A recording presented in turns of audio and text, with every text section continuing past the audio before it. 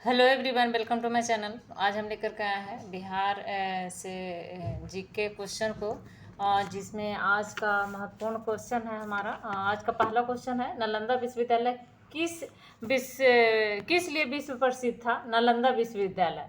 तो नालंदा विश्वविद्यालय के बारे में आप लोग जानते होंगे कि नालंदा विश्वविद्यालय में बौद्ध धर्म की शिक्षा दी जाती थी। बौद्ध धर्म दर्शन के लिए प्रसिद्ध है नालंदा विश्वविद्यालय, प्रसिद्ध था। और इसको विनाश कर दिया था, जला दिया था बख्तियार खलजी ने नालंदा विश्वविद्यालय में आग लगवा दी थी। और इसमें इतनी पुस्तक थी कि पूरे 3 महीने तक जलता रहा। यहाँ की पुस्तकालय में आग धधकती रही पूरे 3 महीने तक। इतना ज़्यादा पुस्तक था उसमें। और उसने अनेक धर्माचार्य बौद्ध भिक्षुओं को मार डाला था बख्तियार खलजी ने। नालंदा विश्वविद्यालय के विनाश तुर्की शासक था बख्तियार खलजी, तो इसी ने किया था 1193 ईस्वी में। बख्तियार खलजी ये तुर्की शासक था और इसने नालंदा विश्वविद्यालय को जला दिया था, विनाश कर दिया था। तो विनाश का कारण बना बख्तियार खलजी। यहाँ पर बौद्ध धर्म दर्शन के लिए नालंदा विश्वविद्यालय प्रसिद्ध था। नेक्स्ट क्वेश्चन है, नालंदा विश्वविद्यालय के विनाश के कारण क्या थे? तो ये मुसलमान थे। विनाश के कारण नालंदा विश्वविद्यालय को विनाश कर दिया था बख्तियार खलजी ने। तुर्की शासक था बख्तियार खलजी और इसमें आग लगा दी थी उसने।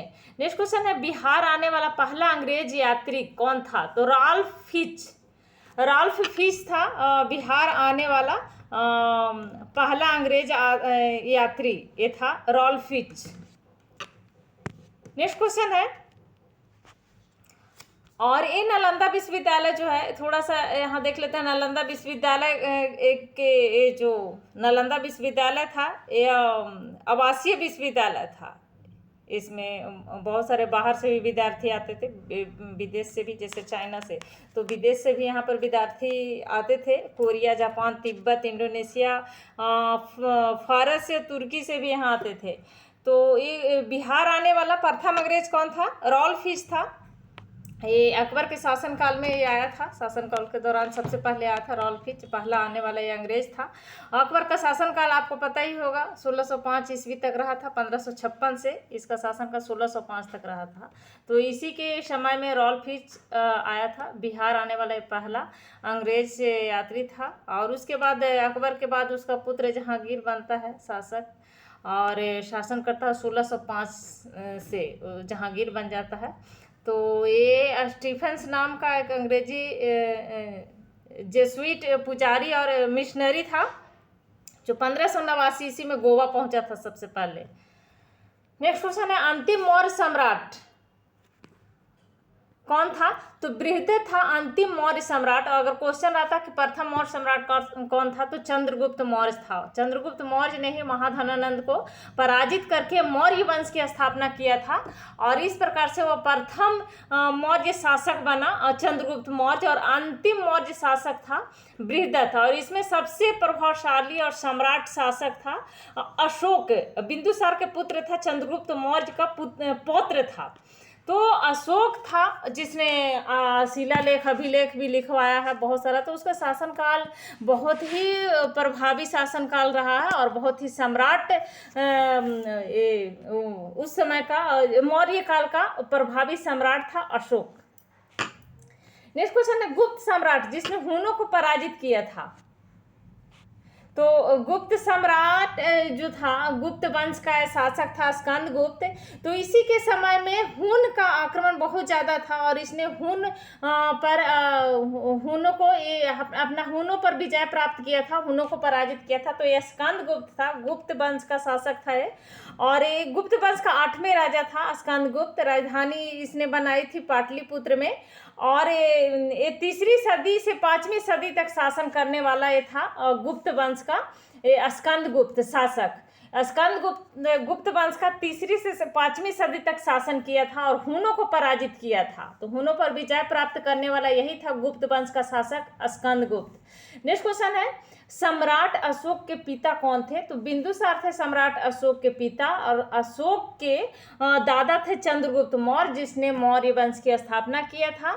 तो अशोक के पिता कौन थे? बिंदुसार। नेक्स्ट क्वेश्चन है, अशोक के शिलालेखों में प्रयुक्त भाषा कौन कौन सी थी?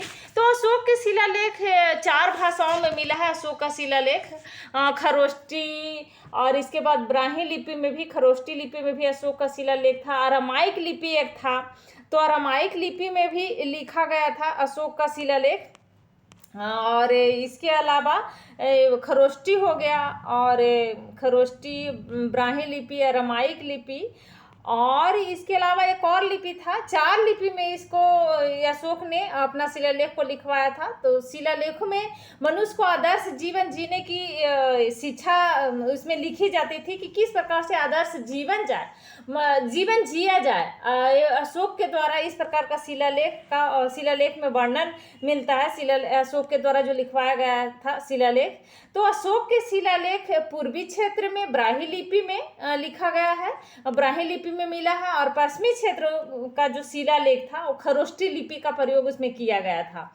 और एक शिलालेख में यूनानी भाषा का प्रयोग किया गया है, और इसके अलावा अरामाइक लिपि में लिखा गया है। तो इस प्रकार से 4 भाषाओं में शिलालेख मिला है अशोक का।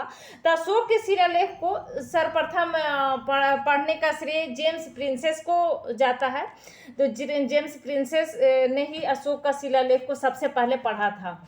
नेक्स्ट क्वेश्चन, अजातशत्रु के वंश का नाम क्या था? तो हर्यक वंश था। ये हर्यक वंश का शासक था अजातशत्रु। हर्यक वंश का ये शासक था अजातशत्रु। नेक्स्ट क्वेश्चन, अजातशत्रु किस राज्य को पराजित नहीं कर सका था? तो अवंती को पराजित नहीं कर सका था अजातशत्रु। नेक्स्ट क्वेश्चन है, ईसा पूर्व 6ठी सदी में विश्व की प्रथम गणतंत्रात्मक व्यवस्था कहाँ थी? तो 6ठी शताब्दी में प्रथम गणतंत्रात्मक व्यवस्था वैशाली में थी, 16 महाजनपदों में। जो 16 महाजनपद थे उस समय 6ठी शताब्दी में, तो उसमें प्रथम गणतंत्रात्मक व्यवस्था वैशाली में ही था।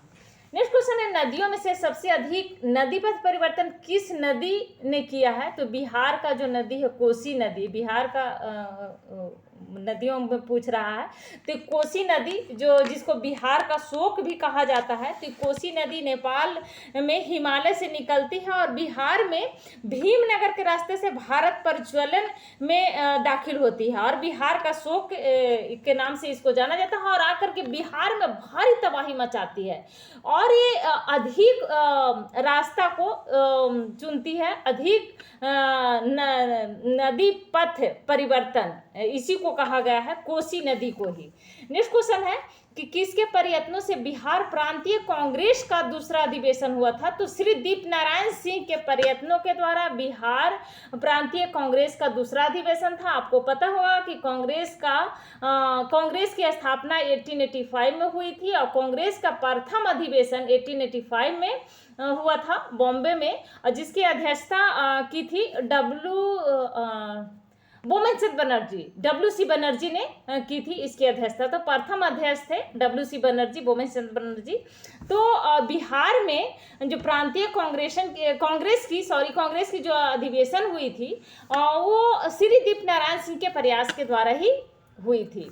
नेक्स्ट क्वेश्चन है, बिहार में कौन से जिलों के कुछ इलाके पश्चिम बंगाल को दिए गए थे? तो बिहार के पूर्णिया और मानभूम इलाका जो था वो पश्चिम बंगाल को दे दिए गए थे। पश्चिम बंगाल और बिहार पहले एक ही था, लेकिन बाद में बंगाल विभाजन 1905 का जो प्रस्ताव रखा गया था अंग्रेजों के द्वारा, और बंगाल विभाजन को वापस ले लिया गया था। उसके बाद 1912 में इसको बंगाल से अलग कर दिया गया था बिहार को, और पूर्णिया और मानभूम को इसको दे दिए गए थे पश्चिम बंगाल को। नेक्स्ट क्वेश्चन है, स्वतंत्रता पूर्व बिहार में बड़े जमींदारों की राजनीतिक शक्ति बचाने का क्या माध्यम था? तो ये आर्थिक स्थिति ही था। जो स्वतंत्रता पूर्व बिहार के जो बड़े जमींदार थे उनकी राजनीतिक शक्ति को बचाने का एक माध्यम था आर्थिक स्थिति। नेक्स्ट क्वेश्चन है, बलदेव सहाय ने महाधिवक्ता के पद से त्याग पत्र कब दिया था? तो 1942 में बलदेव सहाय ने महाधिवक्ता के पद से त्याग दे दिया था, अपना त्याग दे दिया था 1942 में बलदेव सहाय ने। नेक्स्ट क्वेश्चन है कि कांग्रेस सोशलिस्ट पार्टी की पहली बैठक पटना में कब हुई थी? तो 1934 में पहली बैठक हुई थी पटना में। कांग्रेस सोशलिस्ट पार्टी की पहली बैठक 34 में हुई थी। नेक्स्ट क्वेश्चन है, मुजफ्फरपुर किंग्सफोर्ड की हत्या का प्रयास कब किया गया था? तो 1908 में मुजफ्फरपुर में किंग्सफोर्ड की हत्या का प्रयास किया गया था। ये मुजफ्फरपुर कांड में कोलकाता के चीफ प्रेसिडेंट मजिस्ट्रेट किंग्सफोर्ड क्रांतिकारियों को अपमानित करने और उन्हें कठोर दंड देने के लिए ये कुख्यात था, और क्रांतिकारियों ने किंग्सफोर्ड को जान से मारने का फैसला ले लिया था यही कारण से, और उसे मारने की जिम्मेदारी प्रफुल्ल चौकी और खुद्दीराम बोस को सौंपी गई थी। लेकिन इनको और उसे खुद्दीराम बोस और प्रफुल्ल चौकी दोनों को सौंपी गई, लेकिन अंग्रेजों को इस बात की पहले से ही भनक लग गई थी, और इसलिए अंग्रेजों ने उसे सेशन जज बना करके मुजफ्फरपुर भेज दिया था। तो किंग्सफोर्ड जब यूरोपियन क्लब से जब बाहर निकल रहा था, तो उसी समय इन्होंने ये दोनों के प्रफुल्ल चौकी और खुद्दीराम बोस ने उसका जो बग्घी था, बग्घी जिस पर वो आना जाना करता था उसको बग्घी बोला जाता था, तो उस पर बम फेंक दिया 30 अप्रैल 1908 को। लेकिन ये संयोगवश वह किंग्सफोर्ड जो था बच के निकल जाता है, और वो जिस बग्घी पर उन्होंने दोनों मिलकर के जो बम फेंका था, उस पर 2 महिला सवार थी, 2 महिला बैठी हुई थी, अंग्रेजी महिला, तो दोनों मारी गई थी इस घटना में। तो और किंग्सफोर्ड संयोगवश बच गया था। बाद में इनको प्रफुल्ल खुद्दीराम बोस को 18 साल मात्र एज था उस समय, तो खुद्दीराम बोस को फांसी दे दी गई थी, और ये 18 साल की आयु में ही, और प्रफुल्ल चौकी आत्महत्या कर लिए थे। नेक्स्ट क्वेश्चन है, पटना कलम अथवा पटना शैली का अंतिम चित्रकार किसे माना जाता है? तो ईश्वरी प्रसाद को पटना कलम और पटना शैली का अंतिम चित्रकार माना जाता है। पटना शैली जो है वो मुगल के आगमन के बाद भारतीय चित्र शैली को नया आयाम मिला पटना शैली से, और उनकी शैली ने चित्रकला की कई ऐसे भारतीय विद्यालयों को प्रभावित किया जिनकी उत्पत्ति बाद में हुई थी। तो पटना कलम शैली या फिर पटना स्कूल ऑफ पेंटिंग के नाम से जो पटना कलम शैली है, इसको पटना स्कूल ऑफ पेंटिंग भी कहते हैं। तो पटना कलम शैली या फिर पटना स्कूल ऑफ पेंटिंग उन स्कूलों में से एक था जो बिहार में 18 और 20 यानी 18वीं शताब्दी और 20वीं शताब्दी की शुरुआती दिनों में मुगल चित्रकला का एक आदर्श था। तो यही था पटना शैली, इसी को बोलते हैं। और नेक्स्ट क्वेश्चन है, बिस्मिल्लाह खां से संबंधित थे, किससे संबंधित थे? तो बांसुरी वादन से बिस्मिल्लाह खां संबंधित थे, बांसुरी वादन से। और ये बिस्मिल्लाह खां जो थे शहनाई वादक थे ये बिस्मिल्लाह खां, और इनको भारत रत्न से सम्मानित किया गया था।